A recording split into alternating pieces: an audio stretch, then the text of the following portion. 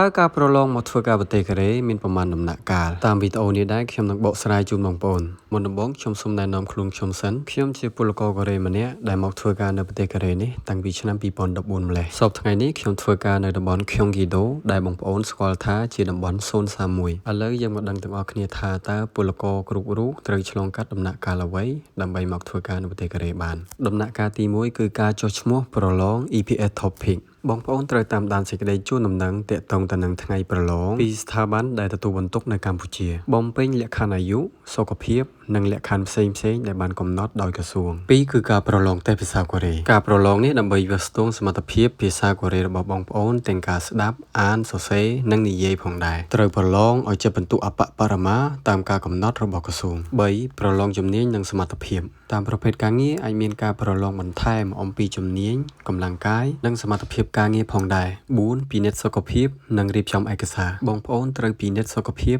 តាមស្តង់ដារកំណត់ត្រង់នេះខ្ញុំសូមបញ្ជាក់តិចបើសិនជាបងប្អូនប្រឡងជាប់ភាសាកូរ៉េក៏ដោយប៉ុន្តែបើសិនជាបងប្អូនធ្លាក់តេស្តសុខភាពគឺបងប្អូនមិនអាចមកធ្វើការនៅប្រទេសកូរ៉េបានទេ5បញ្ចូលព័ត៌មានក្នុងបញ្ជីអ្នកស្វែងរកការងារនៅកូរ៉េបន្ទាប់ពីបងប្អូនប្រឡងជាប់ទាំងសមត្ថភាពភាសាកូរ៉េនិងតេស្តសុខភាពហើយបងប្អូនត្រូវបញ្ចូលឯកសារនិងព័ត៌មានផ្ទាល់ខ្លួនតាមការណែនាំរបស់ក្រសួងដើម្បីមានឈ្មោះឲ្យថៅកែកូរ៉េជ្រើសរើសរងចាំក្រុមហ៊ុននៅកូរ៉េជ្រើសរើសបេក្ខជនតាមប្រវត្តិនិងលទ្ធផលនៃការប្រឡងដំណាក់កាលនេះអាចចំណាយពេលខ្លីឬយូរតាមសំណាងរបស់បងប្អូនហើយដំណាក់កាលនេះដែរដែលបងប្អូនស្គាល់ថា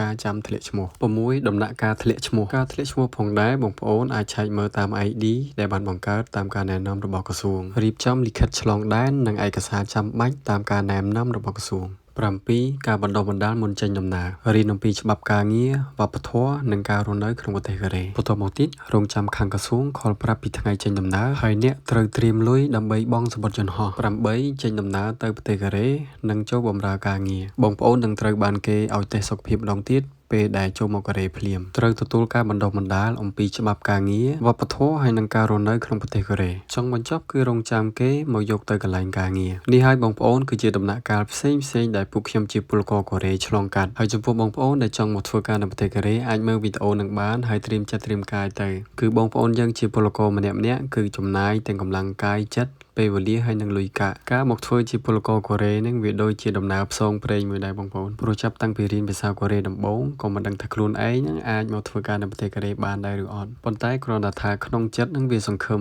ថាប្រកាសជាបានមកដោយសារតែពេលប្រឡងនឹងក្រសួងគេប្រាប់ស្រេចហើយថាប្រឡងជាប់ក៏មិនប្រកាសថាបានមកធ្វើការនៅប្រទេសកូរ៉េដែរអញ្ចឹងទេការប្រឡងភាសាកូរ៉េគឺពឹងលើសមត្ថភាពប៉ុន្តែការបានមកប្រទេសកូរ៉េគឺមិនមែនសមត្ថភាពទេគឺសំណាងបងប្អូនប៉ុន្តែបើសិនជាបងប្អូនចង់មកធ្វើពលករកូរ៉េអ្វីដែលបងប្អូនត្រូវធ្វើដំបូងគឺប្រឹងរៀនប្រឡងឲ្យជាប់សិនហើយទោះបីយ៉ាងណាក៏ជូនពរឲ្យបងប្អូនដែលមានបំណងមកធ្វើការនៅទីនេះបានមកទាំងអស់គ្នាហើយជាចុងក្រោយវីដេអូនេះសូមផ្ដាំផ្ញើប្រាប់បងប្អូនថាគ្មានក្រុមហ៊ុនណាឬគ្មានបុគ្គលណាដែលអាចយកបងប្អូនមកជាពលករកូរ៉េបានទេក្រៅពីក្រសួងការងារ